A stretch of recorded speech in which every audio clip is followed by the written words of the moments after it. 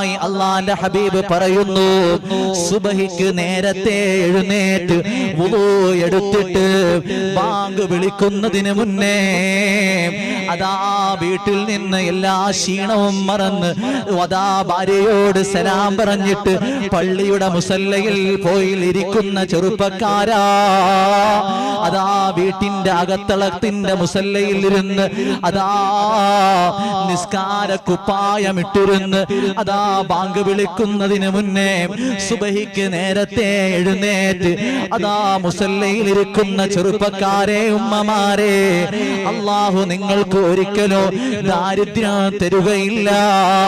നബിയുനാ മുഹമ്മദ് മുസ്തഫ